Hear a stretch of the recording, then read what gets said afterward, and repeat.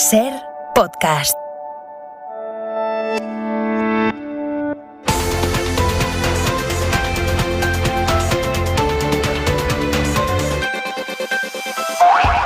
En el colmo de la disparatada situación que estamos viviendo al decaer el estado de alarma, un mismo tribunal, el Superior de Justicia de Andalucía, ha tomado dos decisiones radicalmente opuestas para poblaciones que están en la misma situación epidemiológica. El gobierno andaluz consultó varios cierres perimetrales y una sala del tribunal dijo que no y otra sala del tribunal dijo que sí. Esto es lo que pasa cuando la política remite sus deberes a la justicia. Lo hizo en primer lugar y con más responsabilidad el Gobierno central y lo siguen haciendo ahora las comunidades autónomas. Ninguno quiere ser el que proponga el estado de alarma por el desgaste político que supone y todos esperan que los jueces hagan el trabajo. Y la justicia no son matemáticas, no es una ciencia exacta.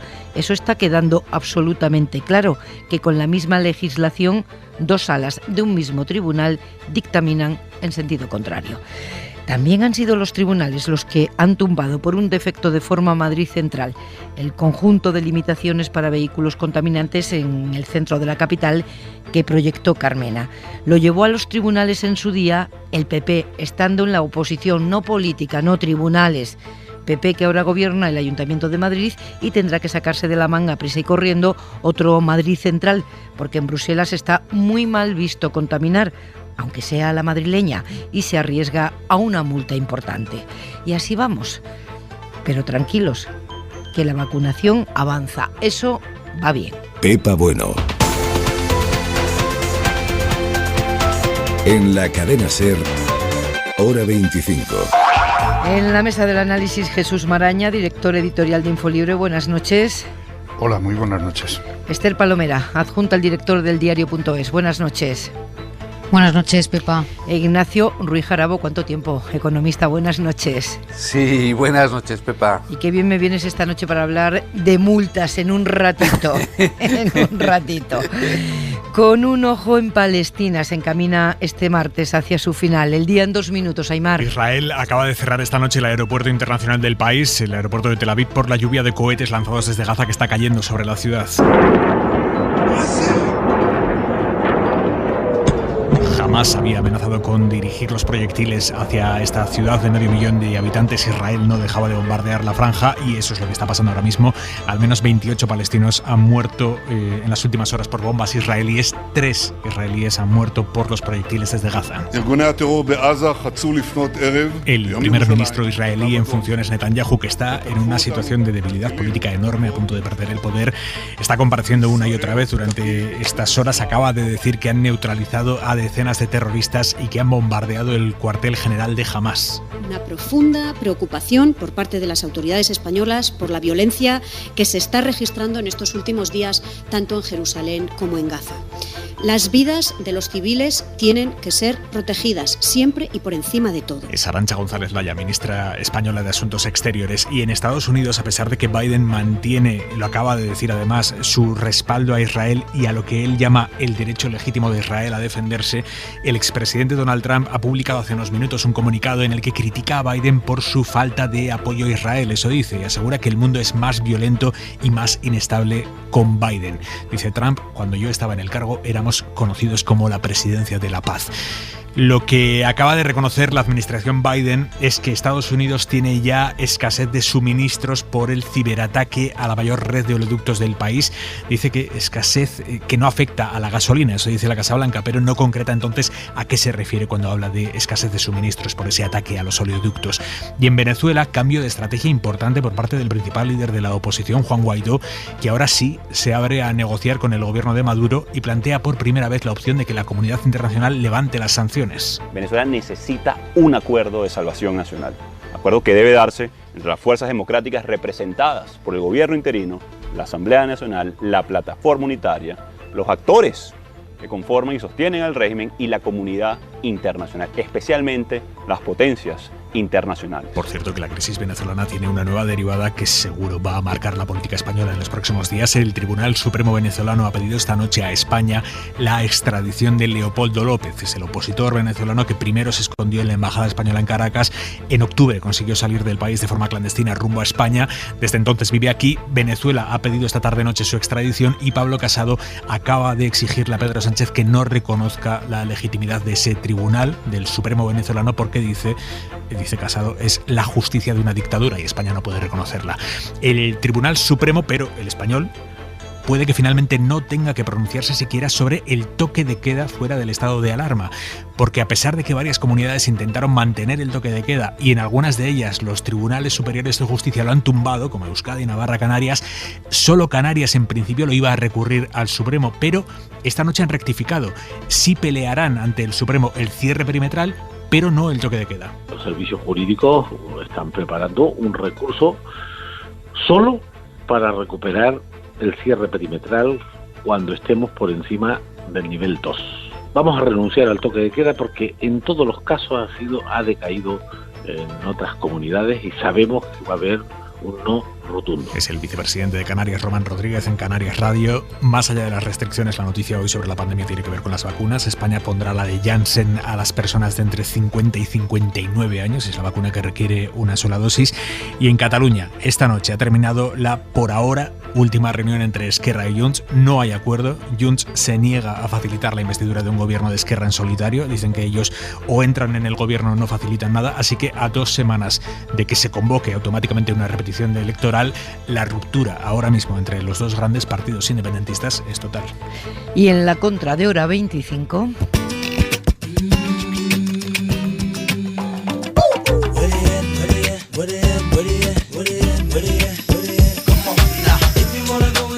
Manuel Javois, buenas noches. ¿Qué tal? Buenas noches.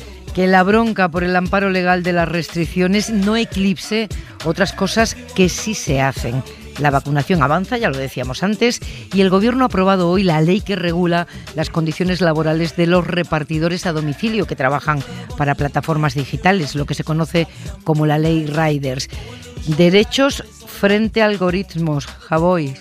Es que además de dignificar las condiciones laborales de un trabajador, considerándolo trabajador, que es lo mínimo que se te tiene que considerar si trabajas, lo que ha hecho el gobierno es decirle a unas empresas que sus empleados tienen derecho, en primer lugar, a saber quién les da una orden y si es un algoritmo, saber por qué.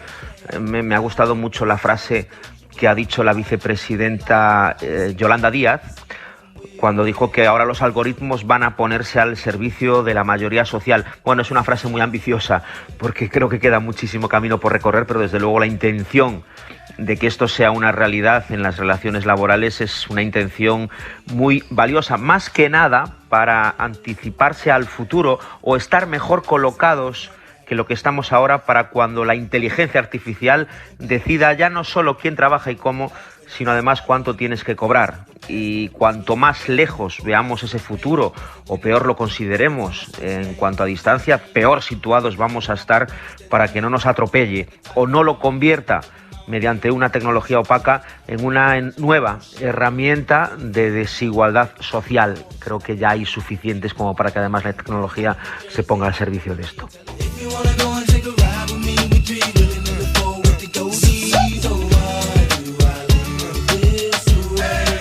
Pasito a pasito regulando el mundo nuevo. Un beso, Javois, hasta mañana. Un beso, hasta mañana.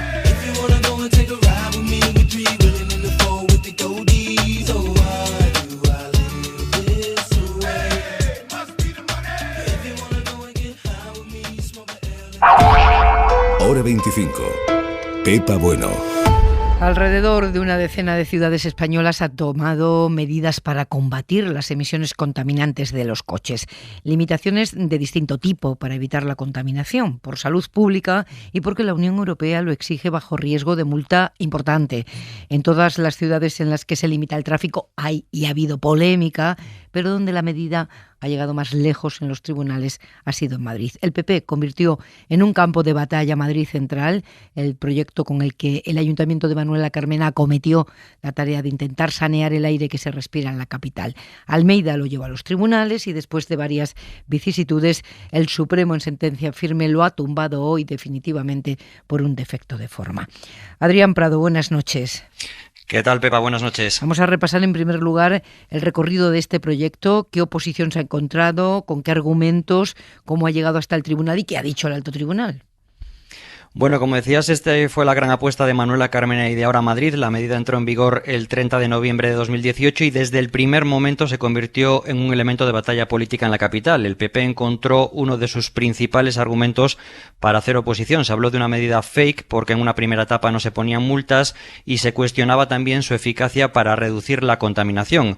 Almeida centró parte de su campaña electoral de 2020 en Madrid Central. Todos recordamos los carteles del ahora alcalde, entonces candidato, en los que se leía: con Almeida Madrid se acaba el 26 de mayo. Y él lo decía así abiertamente. Revertir Madrid Central porque es un fracaso porque no reduce la contaminación, no reduce la utilización del vehículo privado y es un fracaso para los comerciantes.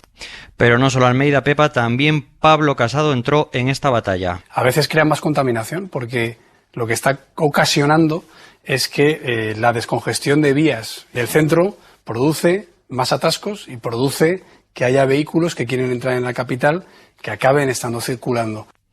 Tras llegar a la alcaldía, Almeida tuvo que poner freno a sus intenciones porque Ciudadanos, su socio de gobierno, no estaba dispuesto a poner fin a esta zona de bajas emisiones. Presionó para que se buscara una alternativa con la excusa de extender los efectos de Madrid Central, al resto de la ciudad. Paralelamente a la batalla política se inició también una batalla legal con recursos ante la justicia, tanto del Grupo Popular en el Ayuntamiento como de la Comunidad de Madrid. Pidieron incluso a la justicia madrileña paralizar cautelarmente la ordenanza de movilidad sostenible que daba cobertura a Madrid Central.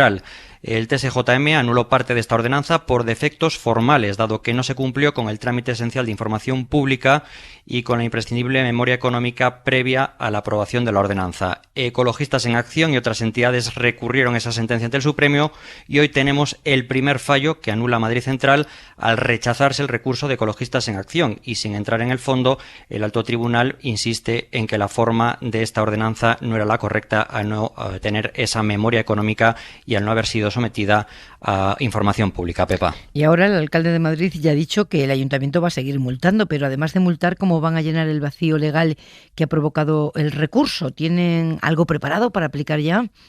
Bueno, dentro de su estrategia Madrid 360, el Ayuntamiento está ahora mismo redactando la nueva ordenanza de movilidad sostenible. En caso de que Madrid Central decaiga tras hacerse firme la sentencia de hoy, el Ayuntamiento calcula que pasarán unos 2 meses de plazo. Si decae Madrid Central y todavía esa ordenanza no está elaborada, buscará una fórmula alternativa para limitar el acceso a la zona de manera provisional y no de manera genérica, sino mediante el cierre al tráfico de calles puntuales. En todo caso, el Ayuntamiento asegura que va a agilizar los plazos para que esa nueva ordenanza esté ya finalizada, con el objetivo de que se apruebe como muy tarde a finales de julio o principios de agosto. Ahora mismo está en fase de borrador, pero el Ayuntamiento insiste, acelerará los plazos para que ese vacío legal no se produzca, Pepa. Adrián, gracias. A vosotros, buenas noches. Hasta el momento se han puesto 1.393.000 multas, según fuentes municipales, lo que en términos económicos es mucho dinero. 125 millones o 62 por pronto pago.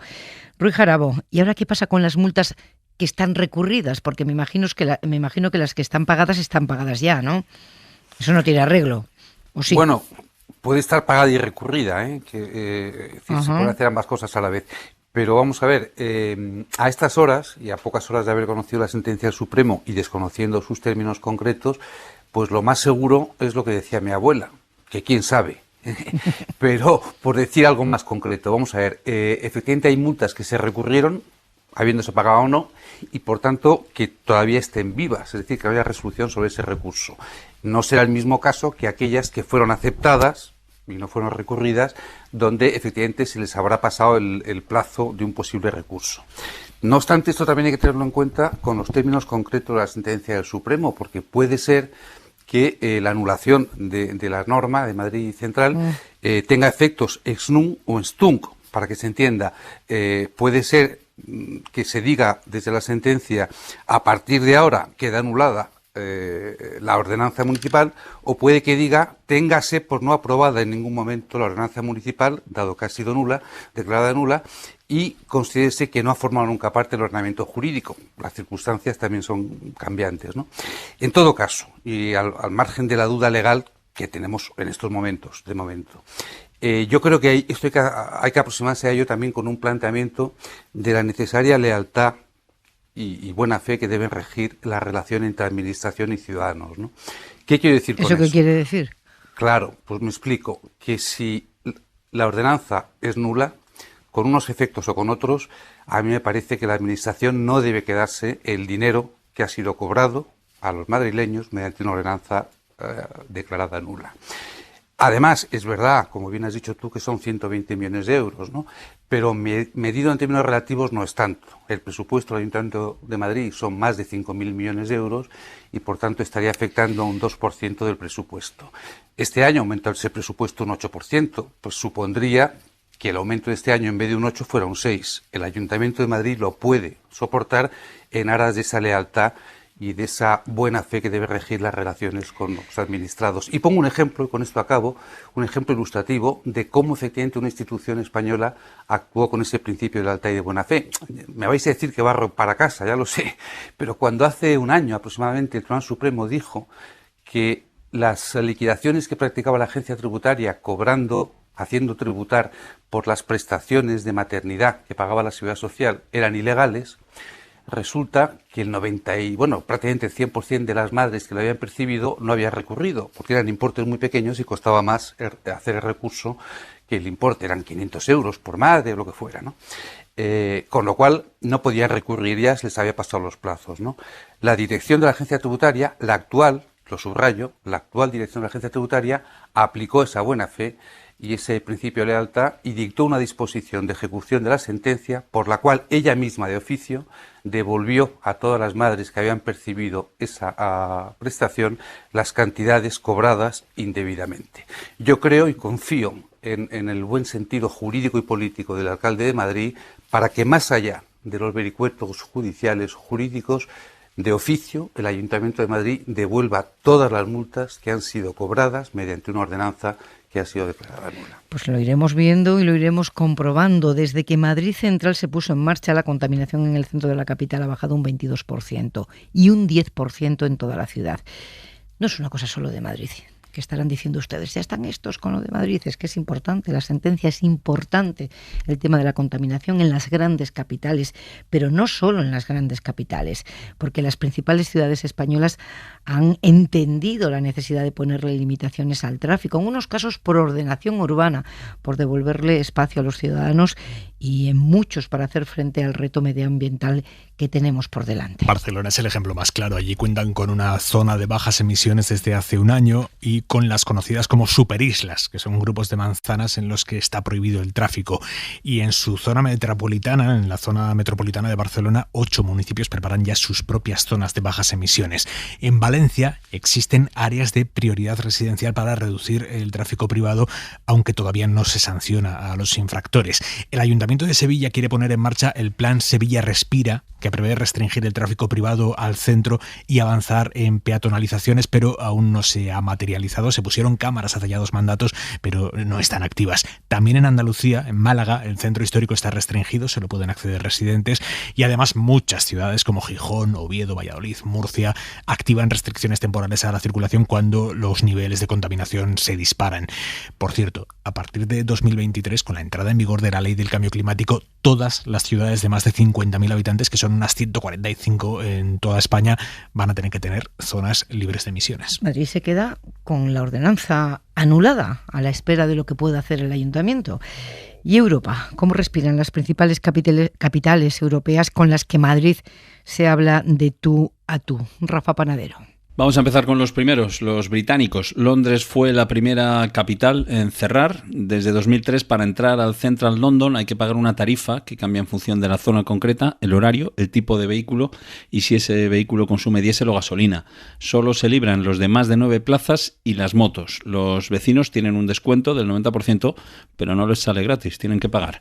En París no pueden pasar al centro autobuses y camiones matriculados antes de 2001, coches anteriores al 97 y motos anteriores al 99. 9, siempre en horario de 8 a 8 y en días laborables. El resto, según las emisiones, tiene acceso limitado a una zona que cubre casi toda la ciudad. La idea en París es implantar nuevas medidas cada 2 o 3 años, de modo que en 2030 solo puedan entrar al centro vehículos nuevos. Los romanos tienen también su zona de bajas emisiones en el centro, a la que de 6 a 6 solo acceden sin pagar residentes, trabajadores y coches eléctricos. Como curiosidad, en Roma hay algunas partes de la ciudad que cierran al tráfico de 11 de la noche a 3 de la madrugada los viernes y los sábados, algo que no pasa en ninguna otra capital. Y en Berlín solo entran al centro vehículos con distintivo verde, que son los diésel matriculados después de 2015 y los de gasolina posteriores al 92. Hemos hablado mucho de Madrid Central en este programa, en esta tertulia, y os voy a dar ocasión de volver a hacerlo, Jesús, Esther, pero avanzo porque quiero abrir tertulia conjunta con esto que viene. Ya hemos escuchado al Fondo Monetario Internacional, ya escuchamos en su día a Joe Biden y también escuchamos a la Unión Europea. Hoy ha sido la OCDE, la Organización de los Países Más Desarrollados, la que se ha sumado al debate abierto sobre qué hacer con los impuestos. Cuesta asimilar, la verdad, que están siendo los organismos internacionales los que estén tirando del carro pedagógico de que los impuestos son imprescindibles, porque sus conclusiones son un nuevo torpedo a las líneas que han marcado la política fiscal de las últimas décadas. Dice la OCDE que el impuesto de sucesiones puede desempeñar un papel fundamental para combatir la desigualdad y apunta directamente a Madrid por bonificar el 100% esa tasa, porque dice que eso convierte a Madrid en un paraíso fiscal. Sí, lo que hace la OCDE es señalar básicamente una contradicción. Con los años se ha ido mermando la aportación a las arcas públicas mientras la concentración de la riqueza ha ido en aumento. Si en los años 70 los impuestos que gravan las herencias y las donaciones suponían aproximadamente el 1% del total de lo recaudado en los países, ahora se ha reducido a la mitad y por eso sugiere revisar la fiscalidad de esos impuestos. Y esto en el caso de Madrid es flagrante, además, porque como bonifica al 100% ese impuesto, dice la OCDE que los más ricos se han instalado en Madrid para aprovecharse de eso, lo que ha hecho que se dispare el número de personas ricas un 10% más que en otras regiones en los últimos años. Esta tarde la ministra de Hacienda, María Jesús Montero, blandía ante el PP esta posición de la OCDE. Si usted escucha hoy al señor Gurría o escucha usted a la OCDE, que ha estado hablando de España y que ha estado hablando también de la fiscalidad de nuestro país, en el sentido de que no se pueden generar paraísos fiscales que hagan que no haya una justicia en términos a esta materia, creo que estarían ustedes mucho más en línea de lo que en este momento, después de una terrible pandemia, están pidiendo los organismos internacionales y en lo que hay un cierto consenso de avanzar, señorías, para que los sistemas fiscales tengan un mayor rendimiento y permitan la provisión de servicios públicos al conjunto de los ciudadanos. Bueno, pues mientras los organismos internacionales guardianes del capitalismo mundial llevan semanas abriendo el melón de la reforma fiscal global, el PP sigue ajeno a ese debate de fondo, si nos atenemos a lo que decía ayer Pablo Casado. ¿Y cuál es nuestro modelo para eso? Ajustar el gasto público. ¿Pero qué es esto de estar hablando de subir el impuesto al diésel, a los plásticos, al impuesto de sucesiones, al de donaciones, al de patrimonio, a poner peajes en las autopistas, a la tasa Google, a la tasa Tobin? Ajustar el gasto público es volver a los recortes a la salida de la crisis del 2012 en este contexto. La resultante de todo esto, Jesús, es que la capital de España va en dirección contraria en los dos grandes debates de fondo que hay en este momento abiertos en el mundo, que son la ecología y la desigualdad. Pues sí, es así, ¿no? No es que el contenido de lo que hoy dice la OCDE o el debate que la propia Casa Blanca con Biden abrió hace muy poco sobre la necesidad de evitar todas esas vías de agua en el impuesto de sociedades, en los impuestos de las grandes empresas que terminan por vías legales pagando mucho menos y por lo tanto seguimos teniendo mucha más carga del trabajo, de carga fiscal del trabajo, que la carga empresarial, ¿no? Esto es así. Entonces, hay dos planos, ¿no? Uno, el de la justicia fiscal, que pues que bienvenidos sean todos los organismos internacionales y los discursos políticos a esa línea, que no es que no estuviera ya. El problema es que parecía que era algo, digamos, fuera de la ortodoxia, ¿no? Parecía que era algo de barricadas, defender esa justicia fiscal que tiene que traducirse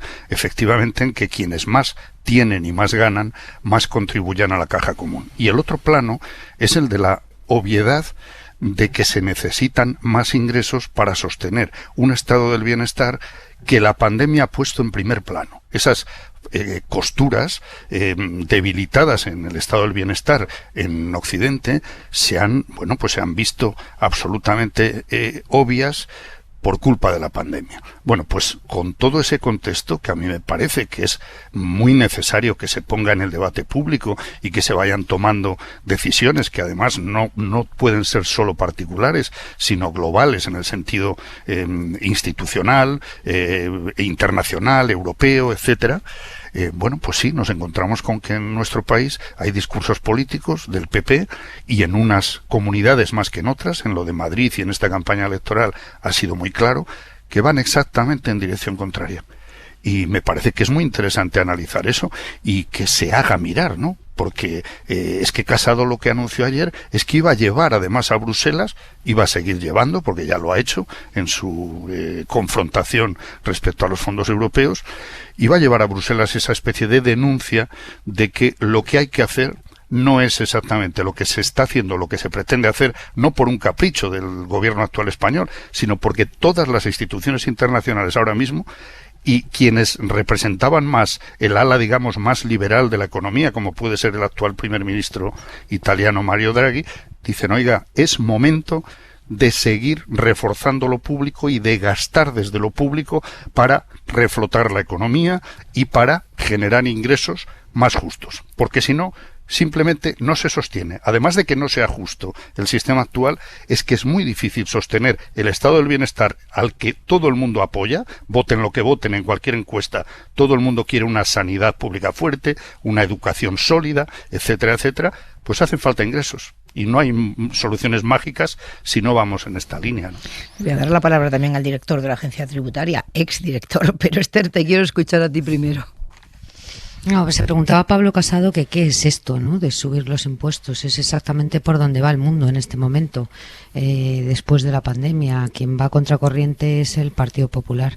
Es verdad lo que dice hoy la OCDE y lo que se plantea sobre la posibilidad de que Madrid sea un paraíso fiscal en las deducciones y en las exenciones del impuesto de sucesiones y donaciones.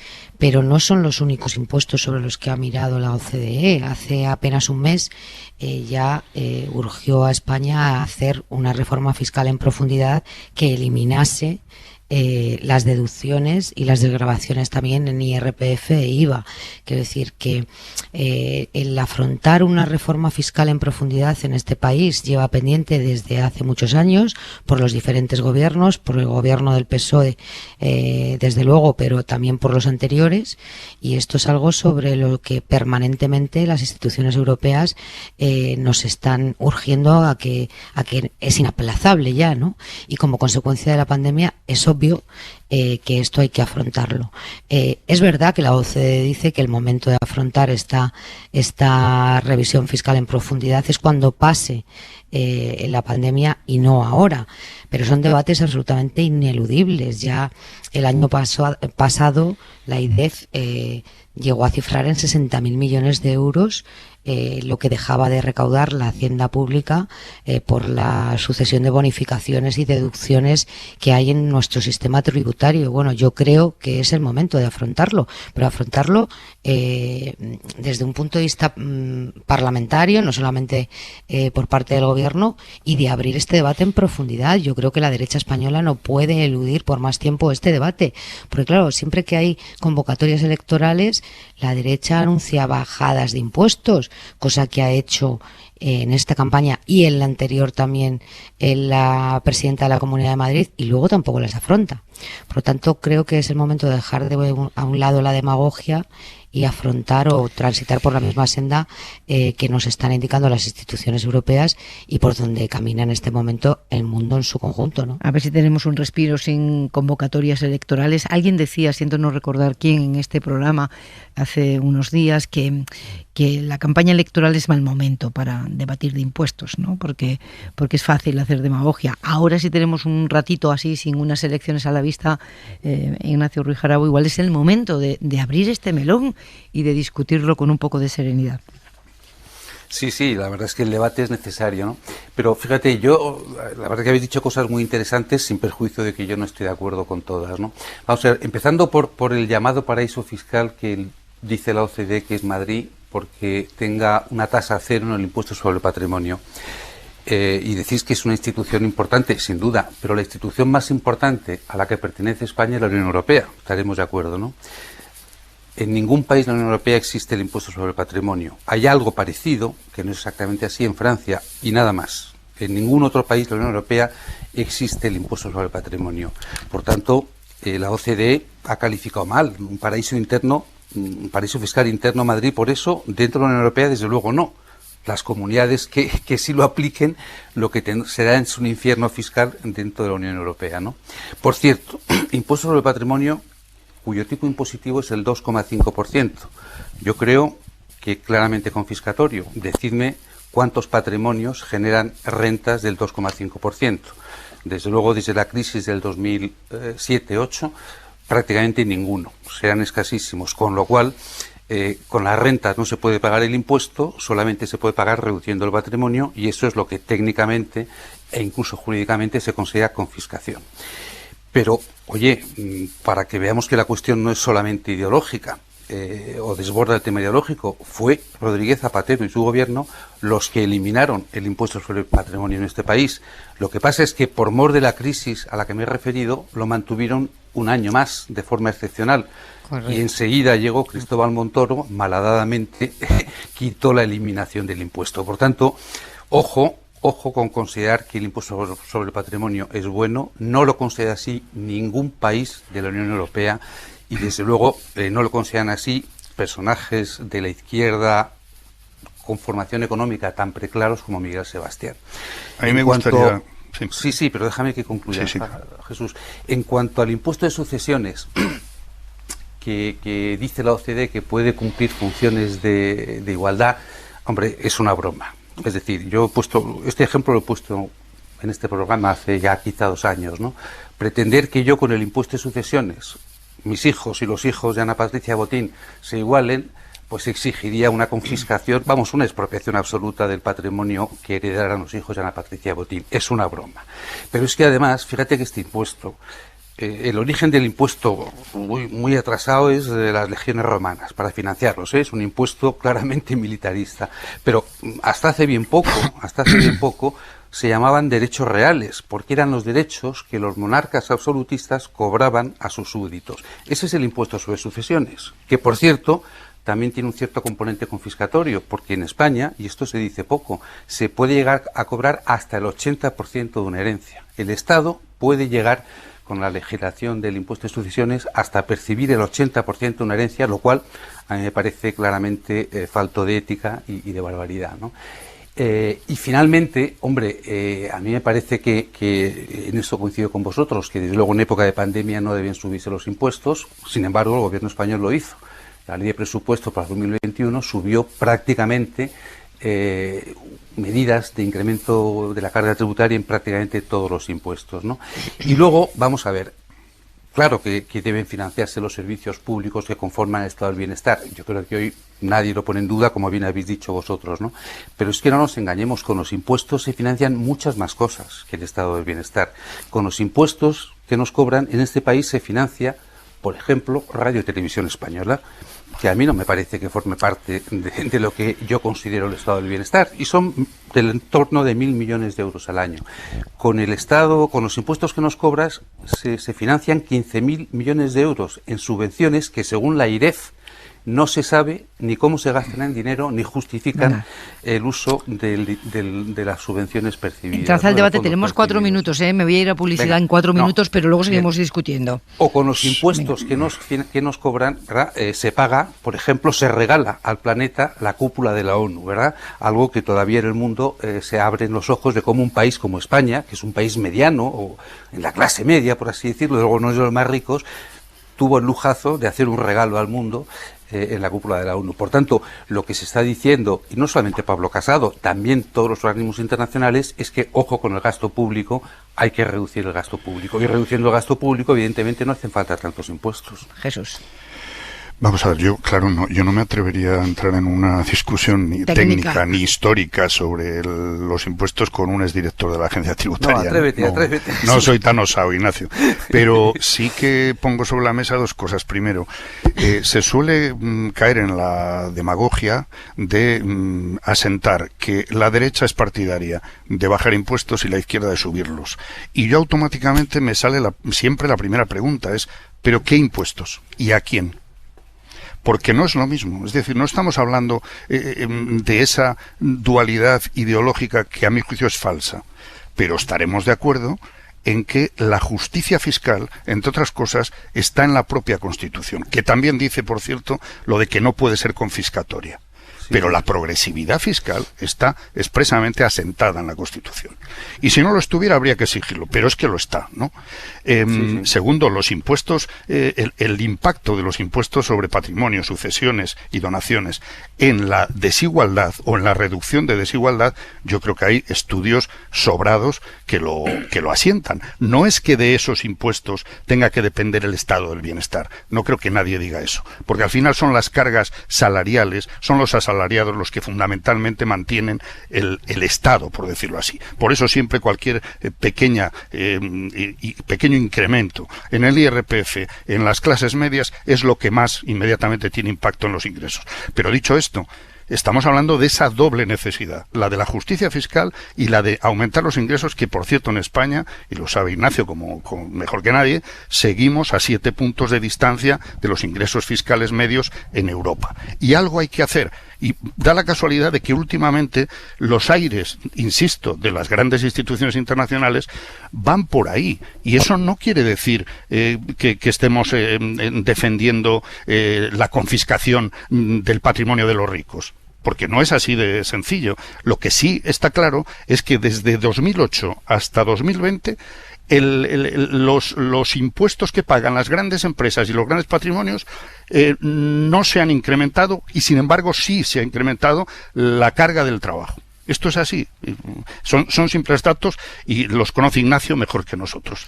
Y eso es, primero, injusto y segundo, no conseguimos los ingresos necesarios para sostener la sanidad pública, la educación pública, porque todos esos ejemplos que has puesto, perdóname Ignacio, de gastos, digamos, superfluos, primero es muy discutible, porque para tener un estado del bienestar y tener una democracia digna de tal nombre, a mí me parece que tiene que haber también medios públicos que hagan la función que tienen que hacer. Y desde luego en el Reino Unido tienen un coste fiscal bastante mayor que en España, por ejemplo. Hora 25. Pepa Bueno. Y también Esther Palomera, Ignacio Ruiz Jarabo y Jesús Maraña. Vamos a dejar los impuestos aquí, pero os doy posibilidad de réplica. Si alguien quiere decir algo. Un segundo. Yo muy brevemente. Yo solamente añadiría... Esther primero. Sí, Esther. No, yo solamente añadiría y le recordaría a Ignacio lo que pagan las grandes empresas en este país por el impuesto de sociedades y lo que pagan las pymes. Ahí también hay una flagrante desigualdad, ¿no? Cuando las pymes pagan un 25% de sus beneficios en el impuesto de sociedades y las grandes compañías por debajo del 10%, ¿no? Con todas las deducciones fiscales. Pero claro, eso a algunos no le llaman fraude, le llaman eficiencia fiscal. Brevemente, Ignacio. Sí. Bueno, en este punto lo que ocurre, tiene razón, las pymes están más penalizadas que las grandes empresas. Lo que pasa es que ese 10% no es tanto que tengan muchas deducciones, sino que es que han pagado impuestos en el extranjero. Pero bueno, estoy de acuerdo contigo, básicamente. Como también estoy de acuerdo con Jesús en otra cosa importante, en España todos aceptamos, yo creo que prácticamente todo el mundo acepta la progresividad de los impuestos, ¿no? Y por eso, en España, quien gana 40.000 euros paga proporcionalmente más en el IRPF que quien gana 25.000. Y todo lo aceptamos con naturalidad porque es justo. Pero por eso me pregunto yo, ¿por qué los españoles, cuya renta media es 25.000 euros, queremos que paguen la misma proporción de impuestos que los alemanes, cuya renta media es 40.000? ¿Queremos preconizar progresividad entre españoles, pero proporcionalidad entre europeos? Es una contradicción. Si ellos ganan más que nosotros, ellos deben pagar mayor proporción que nosotros. Igual que un español que gana 40.000 paga proporcionalmente más que uno que gana 25.000. Bueno, es curioso porque esa referencia que estás haciendo suelen hacer la gente que tampoco le parece bien subir el salario mínimo. Entonces, quiero decir que sí, que estoy de acuerdo. Ojalá vayamos confluyendo también en las rentas, pero es verdad que en esa balanza habrá que poner también los precios, el coste de la vida, etcétera, ¿no?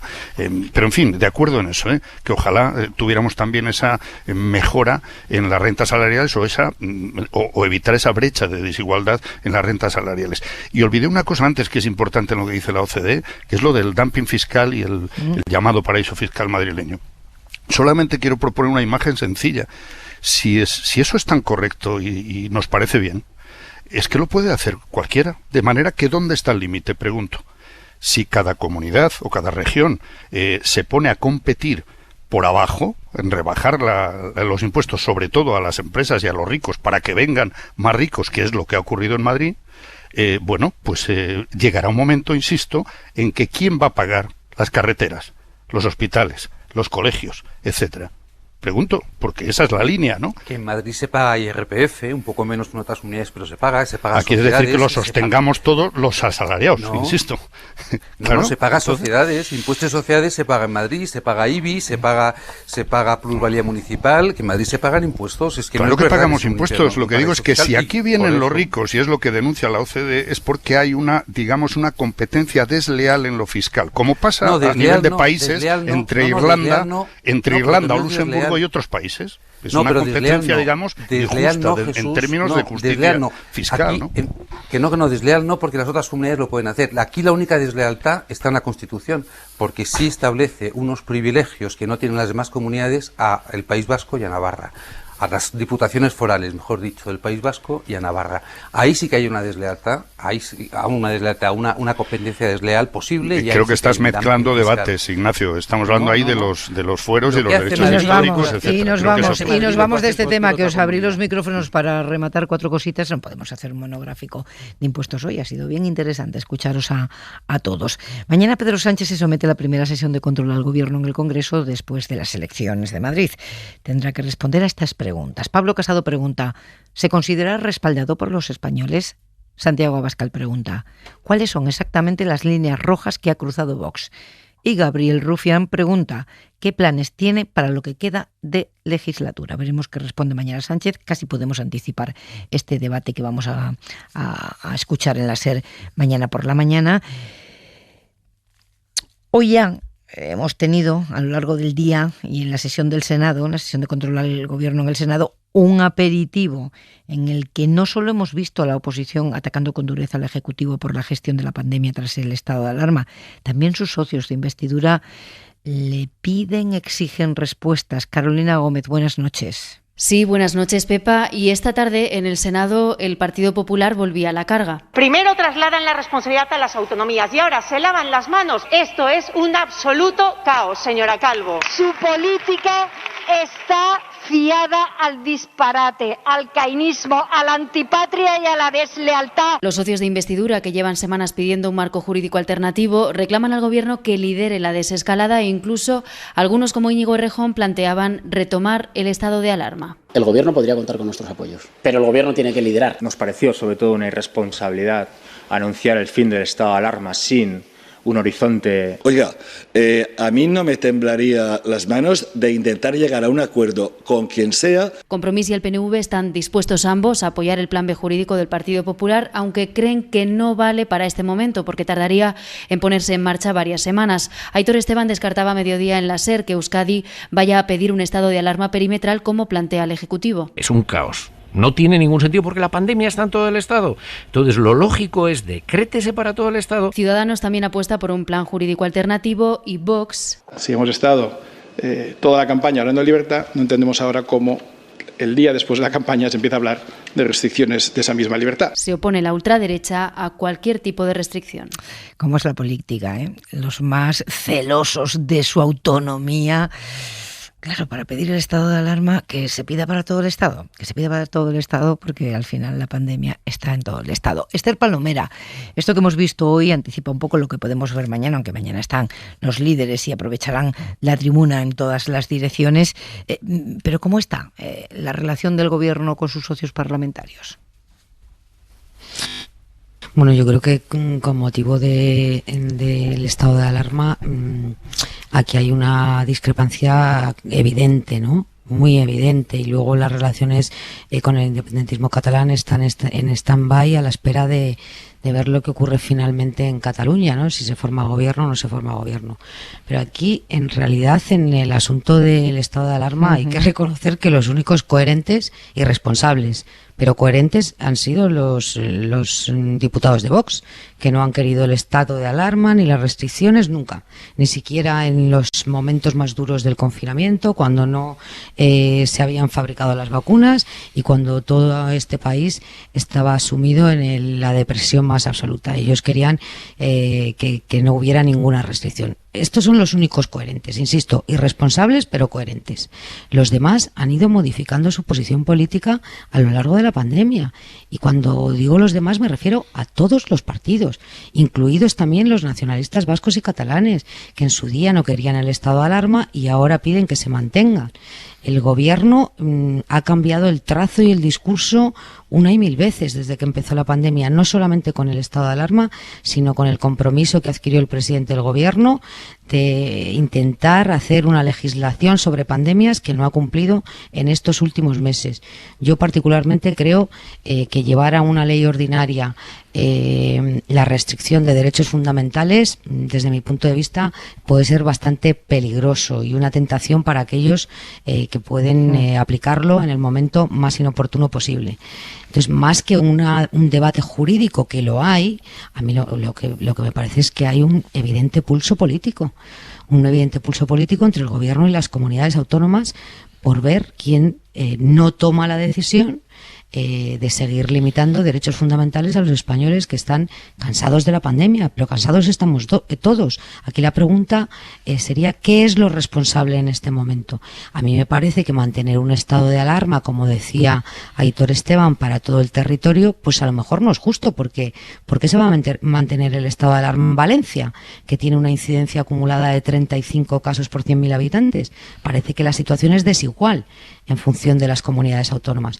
Por lo tanto, hay una posibilidad de la que las comunidades autónomas no quieren hablar, y es la opción de que ellas mismas soliciten la declaración del estado de alarma para sus respectivos territorios. Ahora, bien es verdad que el gobierno, con cierta precipitación, hace ya más de mes y medio dijo: no, en ningún caso se mantendrá el estado de alarma. Ahora, esta frase lapidaria hoy del presidente del gobierno de el virus o la pandemia es el pasado, la vacuna es el futuro, le ha faltado añadir que el presente es un auténtico caos político. ¿Quién toma la palabra? Ignacio. Sí, pues 100% de acuerdo con Esther, ¿no? Efectivamente, es un caos en el que además también coincido con ella, pues son culpables todos, ¿no? Hombre, yo creo que el compromiso asumido por el gobierno debió haberse cumplido, y es verdad, como decía el otro día en una cadena de televisión el ministro, el compromiso de llevar al Congreso una ley de pandemias, o como se quiera llamar, ¿no? Decía el otro día el ministro de Justicia que es muy difícil en el actual Parlamento sacar una ley, obtener la mayoría para sacar una ley como de ese tipo, ¿no? Bueno, pues si lo hubiera llevado y no hubiera obtenido el respaldo parlamentario, la responsabilidad de no disponer hoy de esa ley hubiera sido de aquellos que no lo hubieran apoyado, ¿no? Ahora, en tanto que el gobierno ni siquiera ha cumplido su compromiso de llevar el proyecto de ley, pues la responsabilidad de no tener esa ley hoy vigente es del gobierno, ¿no? Pero fíjate, déjame introducir algo aquí. Déjame introducir algo aquí, porque es interesante esto que planteas de la ley. Yo me he sorprendido hoy, y supongo que si yo me he sorprendido me dicen, no, esto ya se sabía. Pero si yo me he sorprendido, que estoy un poquito informada, me imagino que muchos otros lo harán, ¿no? Esa ley alternativa, la ley de pandemias, que efectivamente el Partido Popular lleva un año diciendo que hay que llevar al Congreso para tener una legislación ordinaria que no obliga a tener el estado de alarma para enfrentarse a las consecuencias de la pandemia, esa ley que propone el Partido Popular como la gran solución no remediaría la petición fundamental que están haciendo las comunidades en este momento, que es poder implantar un toque de queda. El toque de queda es que una ley orgánica no puede restringir es la piedra con la que tropiezan todas las comunidades, es lo que quieren, y los tribunales les tiran para atrás. Cuca Gamarra, la portavoz popular en el Congreso, decía hoy: El toque de queda es una cuestión que solo cabe en una situación de estado de alarma, pero hay otras muchísimas fórmulas con lo cual uno puede limitar o puede establecer que baje la actividad a partir de cierta hora en un territorio concreto porque la situación epidemiológica la necesite, ¿no? Pero eso es lo que se está haciendo hasta ahora, limitar la actividad para que la gente se vaya a casa antes. Para eso ya hay legislación, ¿no? Digo. A mí me parece, Pepa... Bueno, sí, Ignacio, simplemente decir que entonces el compromiso de Pedro Sánchez, ¿qué fue? ¿Un engaño? Es decir, yo entendí que cuando Pedro Sánchez se compromete en la tribuna del Congreso a una ley, yo creo que no concretó esa orgánica o ordinaria, ¿no? Para que fuera una cosa intermedia entre la legislación actual y la ley del estado de alarma, yo entendí que efectivamente servía para algo. Si resulta que no sirve, es que nos engañó desde la tribuna del Congreso. Bueno, yo creo que lo que hizo fue dar una patada al balón ante la posibilidad de que no recibiera el apoyo de los grupos parlamentarios en el Congreso al último estado de alarma. Fue una patada hacia adelante. Pero vamos, a mí me parece que el Tribunal Constitucional está lleno de pronunciamientos de leyes orgánicas que han conculcado derechos fundamentales. Por lo tanto, no hay que ser un experto jurista para sostener que con una ley orgánica no se pueden restringir derechos fundamentales. Al revés, por algo están en la Constitución bien blindados.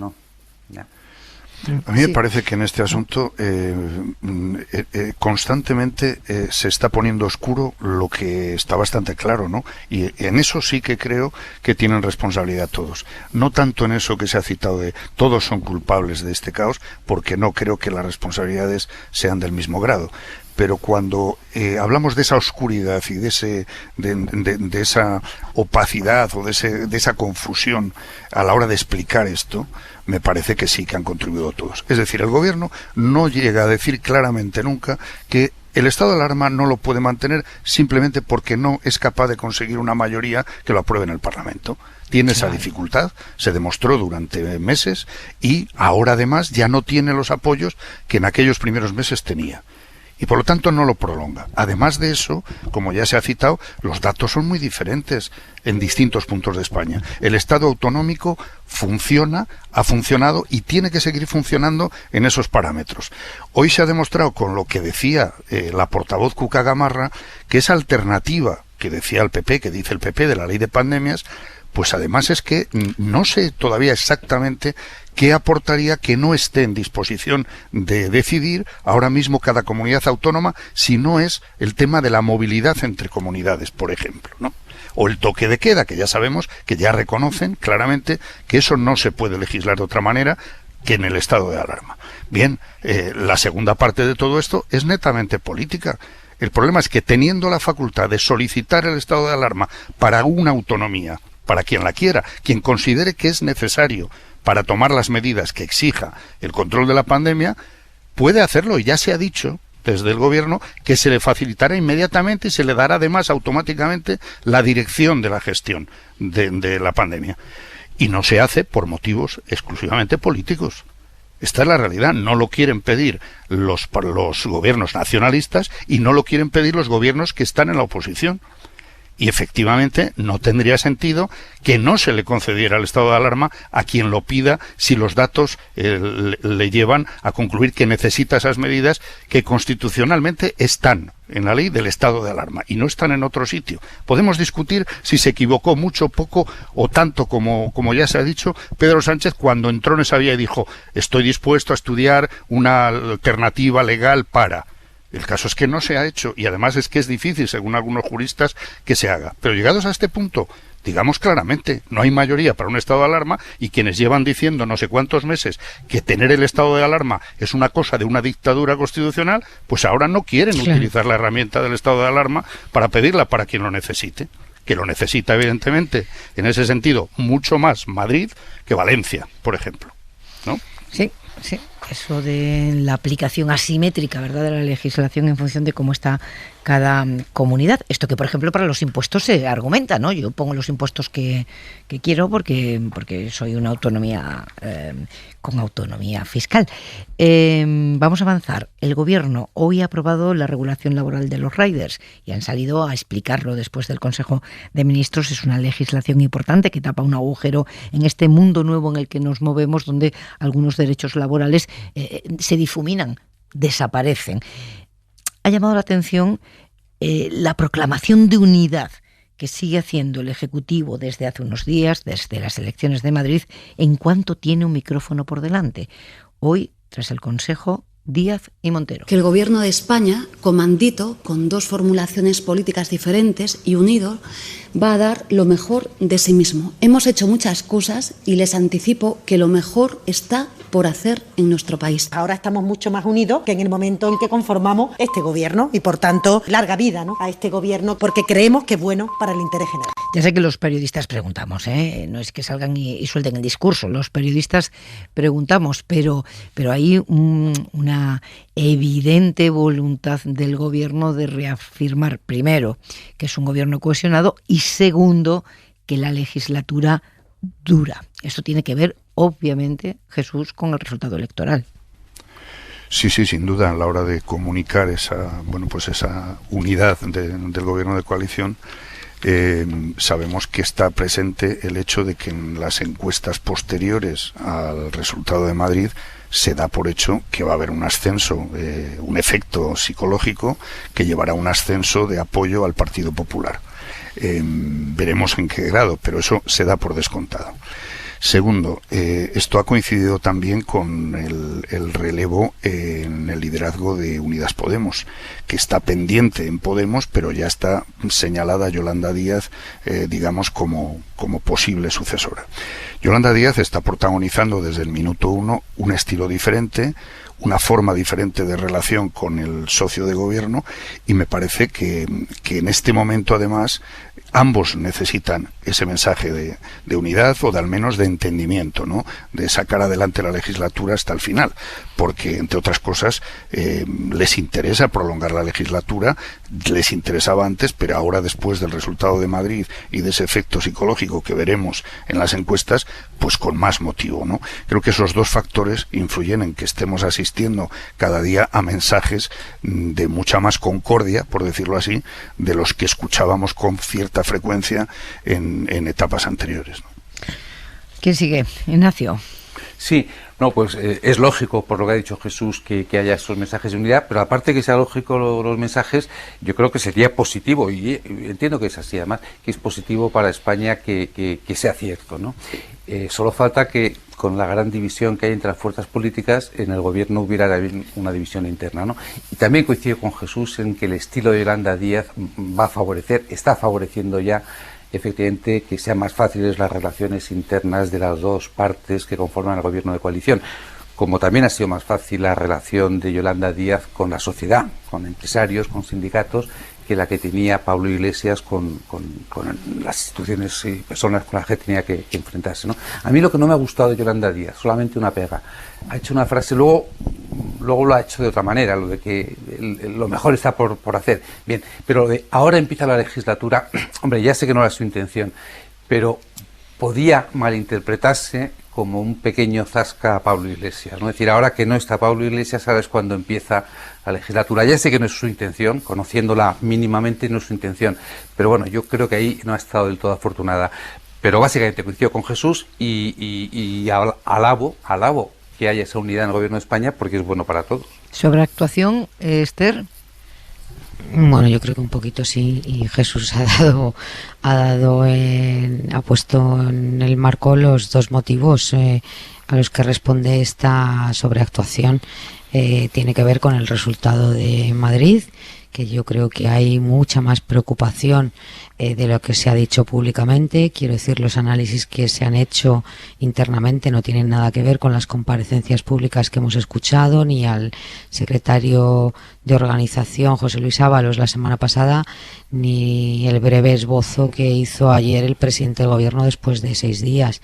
Creo que internamente se ha acusado el golpe, se ha interpretado como un aviso a navegantes, se espera, como dice Jesús, que en las próximas encuestas el Partido Popular aparezca en un empate técnico con el Partido Socialista en intención de voto, en la medida en que si Ciudadanos en el conjunto de España es absorbido por el Partido Popular, como ha pasado en Madrid.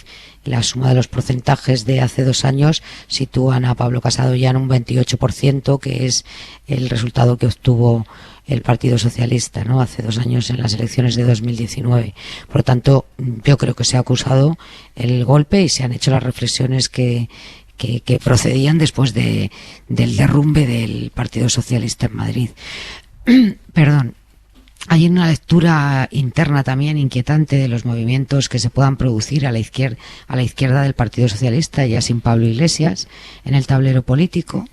Yo creo que se están mirando de reojo ese futuro de Yolanda Díaz, que de momento, como decía Jesús, no sabemos si va a ser candidata por Unidas Podemos. Yo creo que falta mucho por escribir y por decir hasta que se tome esa decisión, si es que finalmente se toma.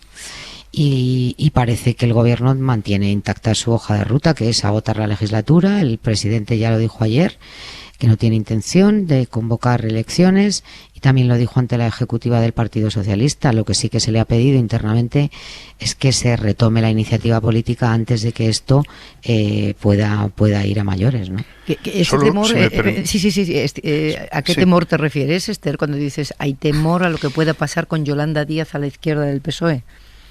Bueno, porque yo creo que Íñigo Errejón va a intentar resucitar, si se me permite la expresión, su formación política a nivel nacional, aprovechando el impulso del resultado de Mónica García, porque no está claro que Yolanda Díaz vaya a asumir la candidatura de Unidas Podemos, con la marca Unidas Podemos, y ahí se pueden dar acuerdos entre distintas formaciones y con partidos políticos de otras comunidades autónomas que puedan mover el tablero o alterar el tablero. Yo creo que me consta que esa lectura se ha hecho también internamente en el Partido Socialista.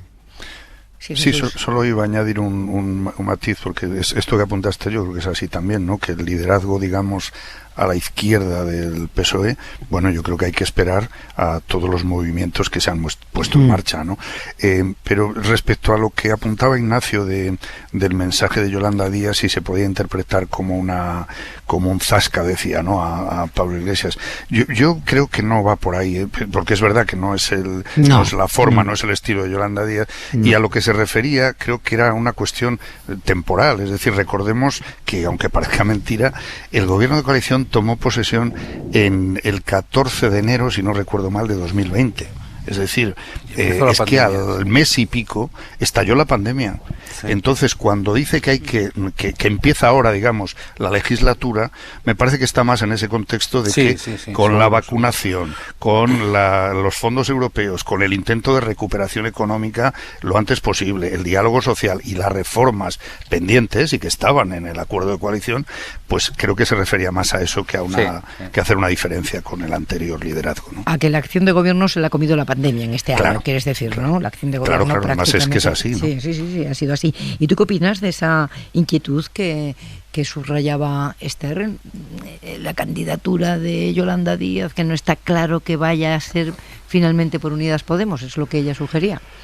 Bueno, es que además eso se ha visto con la aceleración, digamos, del proceso de sustitución de Pablo Iglesias como secretario general de Podemos, ¿no? Por Yone Belarra. Claro. Bueno, ese proceso está en marcha y lo que se va a decidir es el liderazgo en Podemos. Yolanda Díaz, a quien es verdad que señaló Pablo Iglesias y que me parece que de momento al menos no hay discusión sobre la posibilidad de que un liderazgo como el de Yolanda Díaz elevara la posibilidad de apoyo electoral de la formación.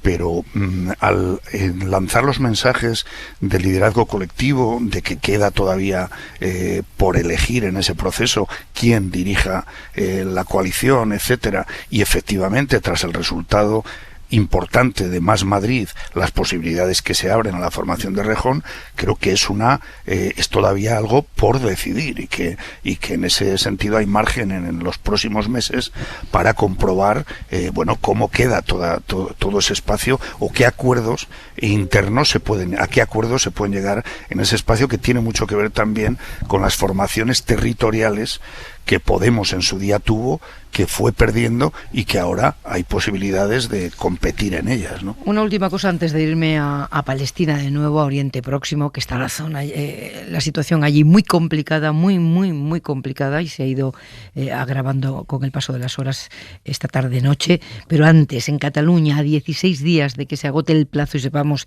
si tienen que repetir elecciones otra vez, hoy la impresión que daban los protagonistas es la de un todos contra todos, mientras Salvador Illa vuelve a recordar que él ganó las elecciones y que tiene derecho a una sesión de investidura. Lo que estamos viendo es una falta de respeto a la ciudadanía de Cataluña. Yo creo ya que incluso se ha perdido por parte de algunos el sentido del ridículo por no querer reconocer que la tierra es redonda y que existe la ley de gravedad y que los resultados electorales son los que son, ¿no? Es bastante inaudito, ¿no?, que a quien gana las elecciones no se le permita ni tan siquiera intentar la investidura, ¿no? Yo además he planteado siempre un gobierno con los comunes, un bipartito, como el que está funcionando el gobierno de España. Esto decía ella en un día que ha sido particularmente tenso para Míriam Nogueras, portavoz de Junts, y Gabriel Rufián, portavoz de Esquerra. En este caso, Esquerra debe decidir si pactar con la Moncloa las migajas vale más la pena que todo lo que hemos construido juntos. Señora Míriam Nogueras, ¿de Convergencia, Divergencia o Junts per Catalunya? Yo ya no lo sé. Es que Esquerra Republicana no es la criada de nadie. A Esquerra Republicana ni se la domestica ni se la tutela. Pues este era el tonito que precedía la reunión de esta noche entre los partidos independentistas, reunión que ha terminado con Junts diciéndole a Esquerra que se olvide de apoyar la investidura de Pere Aragonés si no entra en un gobierno de coalición. El conflicto catalán parece haber desaparecido de la agenda española, incluso de la agenda gubernamental. Se habla muy poco ahora mismo, pero este asunto sigue ahí. Este asunto sigue ahí, Esther. Sin duda.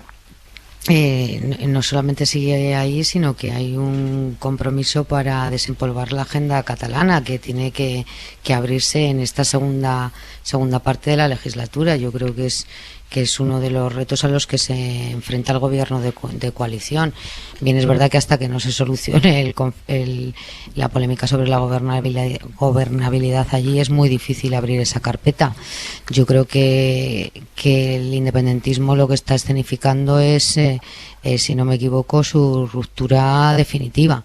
Pero es verdad que a Junts le cuesta quedarse fuera del gobierno porque es un partido de gobierno y tiene mucho que perder, y a Esquerra Republicana le cuesta romper con ese cordón umbilical que siempre ha mantenido con los antiguos convergentes, ¿no?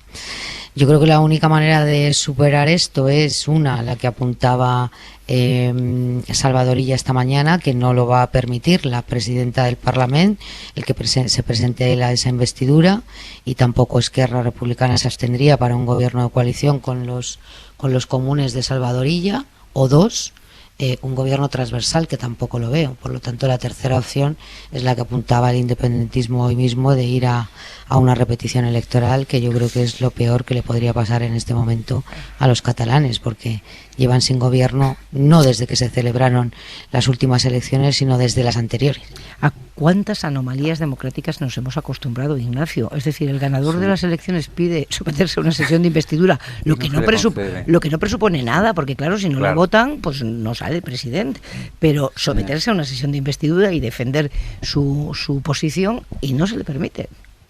Sí. ¿Os acordáis que en los tiempos gloriosos, entre comillas, los gloriosos del peronismo, con Juan Domingo Perón más joven, se decía en Argentina que la batalla final sería entre peronistas, ¿no? Pues mutatis mutandis, en el conflicto catalán resulta que la batalla final va a ser entre independentistas catalanes, ¿no? Y en ese conflicto entre independentistas, yo creo que el catalizador, en el sentido químico del término, es decir, agitador y acelerador del conflicto, está siendo Puigdemont, ¿no?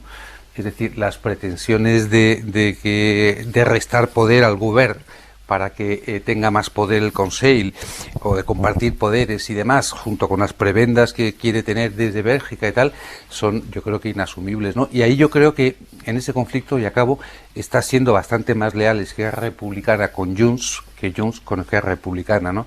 Esquerra aceptó en la anterior legislatura que había sacado 2 diputados menos y que la presidencia correspondía de forma natural a Junts per Catalunya, ¿no? Y él se quedó con la presidencia del Parlamento. Junts per Catalunya se ha quedado ya con la presidencia del Parlamento y, sin embargo, está planteando muchas más pegas a Esquerra Republicana, ¿no? Yo creo que, además, insisto, el catalizador de este conflicto entre los independentistas es, en buena medida, Puigdemont. Jesús. Bueno, la tensión en el independentismo entre RC y Junts es evidente que ha ido escalando a medida que se va acercando el final del plazo para la repetición de elecciones, pero yo no me atrevería en ningún momento a dar por roto, ¿no? ¿Por qué? Porque ambos tienen bastante que perder.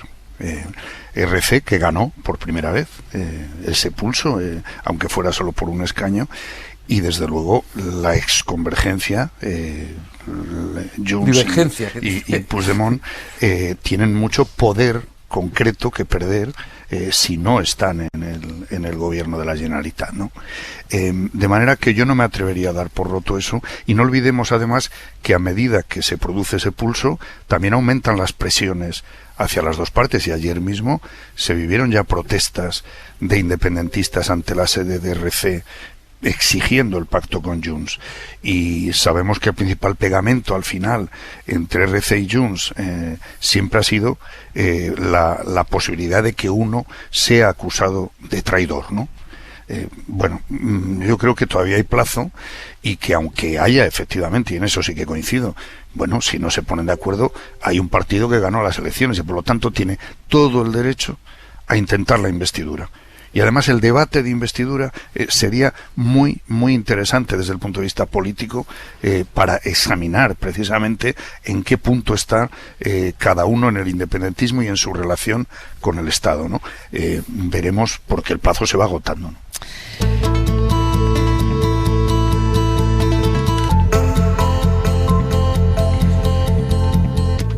Y nos vamos a Oriente Próximo y a la espiral de violencia que se ha desatado entre Israel y los territorios palestinos. Israel ha cerrado esta noche el aeropuerto de Tel Aviv por la lluvia de cohetes lanzados desde Gaza, después de que un bombardeo israelí haya destruido un enorme edificio allí. Y también esta noche el Consejo de Seguridad de la ONU ha decidido que se reúne mañana para analizar esta escalada bélica en una de las regiones más sensibles del mundo. Corresponsal en la zona, Oriol Andrés, buenas noches. Buenas noches. Cuando hablábamos a las 9, el balance de fallecidos eran 28 palestinos muertos, 10 de ellos niños y 3 mujeres israelíes. ¿Se ha movido ese balance dramático? Sí, se ha movido, han aumentado en 2 personas los fallecidos en Gaza. Ahora son 30 palestinos, 10 de ellos niños, como decías, y 3 israelíes. ¿Y cómo se acuestan Israel y Gaza, Oriol, si es que se pueden acostar en un momento como este? Pues Gaza se acuesta en casas que tiemblan por el estruendo de los constantes bombardeos y sobre todo conmocionada por lo que puede venir. El ejército israelí ha actualizado el número de objetivos golpeados en la franja y ya serían medio millar. El más impactante ha sido la Torre Hanadí, como decías, una mole residencial de 13 pisos que se hundía sonoramente tras recibir varios impactos. Sus habitantes, eso sí, habían sido avisados. Hamas y la Yihad Islámica han respondido al derribo del edificio, cumpliendo con su amenaza de atacar Tel Aviv. Hasta hasta 130 cohetes han volado hacia la ciudad. No todos han sido interceptados por el escudo antimisiles y ha muerto una mujer en los suburbios de la localidad, elevando la cifra a 3 víctimas, como decíamos. En Gaza, decíamos, hay 30 palestinos fallecidos y en una comparecencia televisiva de urgencia hace apenas una hora, el primer ministro Benjamin Netanyahu ha asegurado que jamás pagará un precio alto por sus ataques. Pero el líder de la formación islamista no se ha mostrado preocupado por estas palabras. Al contrario, ha hecho una declaración en que se declara vencedor en la batalla por Jerusalén y ha asegurado que han conseguido establecer un nuevo balance de poder con Israel. Así están las cosas. Oriol Andrés, gracias y buenas noches. Gracias a vosotros. Un abrazo, Aimar. Habías contado a las 10 de la noche que Donald Trump ha salido de su silencio para decirle a Biden que cómo no arregla esto a favor de Israel. Sí, eso que la portavoz presidencial de Biden ha sido muy explícita esta noche. Ha dicho, Biden respalda la seguridad de Israel, su derecho legítimo a defenderse y que no va a ceder. Eso ha dicho la portavoz presidencial de Biden. Y a pesar de ese apoyo explícito al posicionamiento israelí por parte de la actual Casa Blanca, el expresidente Trump ha publicado un comunicado en el que critica a Biden por su falta de apoyo a Israel y dice que el mundo es más violento y más inestable con Biden que cuando estaba él al frente de la Casa Blanca. Frente a eso, la Liga Árabe ha pedido a la Corte Penal Internacional que investigue, os leo literal, los crímenes de guerra cometidos por Israel contra palestinos. Y desde España, la ministra de Asuntos Exteriores, Arantxa González Laya. Una profunda preocupación por parte de las autoridades españolas por la violencia que se está registrando en estos últimos días, tanto en Jerusalén como en Gaza. Las vidas de los civiles tienen que ser protegidas siempre y por encima de todo. A la espera precisamente de esa reunión del Consejo de Seguridad de Naciones Unidas mañana, hoy el secretario general de la ONU, Antonio Guterres, ha exigido un cese inmediato de la violencia. Le decíamos a las 9 de la noche a José Bericat, que es asesor principal para Oriente Próximo del Instituto Europeo de la Paz, que echábamos de menos, en fin, contundencia en las declaraciones de la comunidad internacional a propósito de esta escalada que estábamos contemplando y contando. Bueno, parece que a lo largo de las últimas horas se mueve algo en el tablero internacional. Desde luego ha sido contundente la ministra española Esther Palomera. Palestina siempre ahí, ¿no? Palestina siempre ahí latente. Pues sí, sin duda, y parece mentira que después de tanto tiempo sigamos igual. Pero González Laya es una ministra que habla muy clarito, Sí. Pero muy clarito. Es de agradecer, la verdad, siendo la jefa de la diplomacia, pero se le entiende todo. Se le entiende todo, además en cada conflicto que le ha tocado abordar, y este es delicado. Siempre. Muy delicado, sí, habla muy claro la ministra, sí. Ignacio. A mí me parece que el conflicto de Oriente Medio, aparte de estar enquistado, por el enquistamiento prolongado, ha provocado un efecto, y es que en la sociedad se ve como de forma natural. Es decir, ha habido otro tipo de conflictos bélicos en otros lugares del mundo que efectivamente notas en tus ámbitos familiares, laborales, de amistad, notas a la gente preocupada, interesada por el tema y tal. Esto lleva tantos años y se ve tan escasa capacidad para que sea arreglado en los foros internacionales, por supuesto por los actores del conflicto y en los foros internacionales, que yo creo que lamentablemente hemos aceptado como que, bueno, que tienen que estar permanentemente en conflicto, ¿no? Y el problema de eso es que, claro, que hay una población que efectivamente es víctima de la situación, ¿no? Y es angustioso, el tema es angustioso. La asimetría, ¿no? La asimetría que se da en este conflicto entre la situación de los palestinos y la situación de los israelíes. Jesús. Sí, en este caso, al menos por lo que uno puede escuchar y leer a los analistas que conocen bien el conflicto, los jóvenes palestinos que protagonizan las protestas no solo están protestando contra las políticas de ocupación que viene aplicando Netanyahu desde hace una década, ¿no?, sino también contra los propios dirigentes palestinos, que están muy debilitados o muy desacreditados al no encontrar de momento respuesta a la estrategia del sector más duro de Israel, el Estado Mayor del Ejército y el propio Netanyahu, ¿no? Con lo cual incluso no descartan una tercera intifada, ¿no? No me parece mal que haya una contundencia como la que hemos escuchado hoy en mensajes de la comunidad internacional para intentar frenar que no se convierta esto en otra de las, bueno, pues de las matanzas a las que hemos asistido en esa zona más de una y más de 2 veces, ¿no?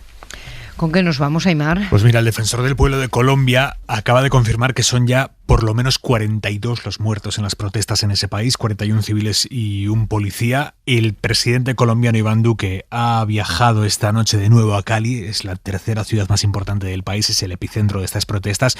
Las principales organizaciones pro derechos humanos de Colombia han lanzado en las últimas horas un llamamiento a la comunidad internacional para que presione de alguna manera a Duque y el presidente ponga fin a los episodios de enorme violencia policial que se han vivido en los últimos días. Y si nada cambia en las próximas horas, en principio se mantiene convocada para mañana una nueva jornada de huelga exactamente igual que la de hace 2 semanas que dio pie a semejante terremoto interno que está viviendo Colombia.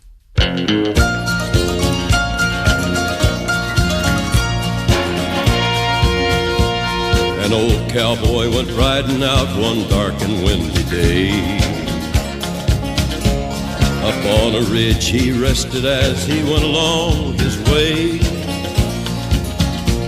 When all at once a mighty herd of red-eyed cows he saw plowing through the ragged skies and up a cloudy draw. Así de calentito está el planeta. Así nos vamos esta noche. Jesús Maraña, Esther Palomera, Ignacio Ruiz Jarabo, muchas gracias.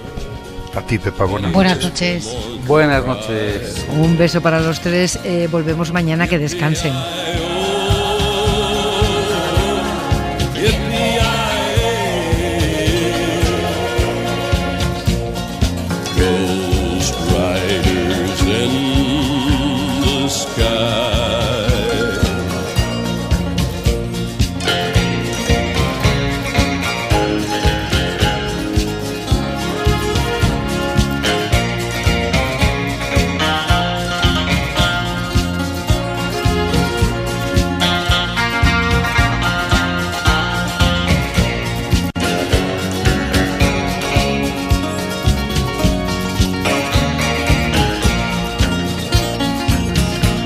Their faces gaunt, their eyes were blurred, their shirts all soaked with sweat. He's riding hard to catch that herd, but he ain't caught 'em yet. 'Cause they've got to ride forever on that range up in the sky. All the horses snorting fire. As they ride on, hear their cry. As the rider sloped on by him, he heard one call his name. If you want to save your soul from hell riding on our range, then cowboy, change your ways. Today are with us you will ride, trying to catch the devil's herd across these endless skies. Yippee-i-oh.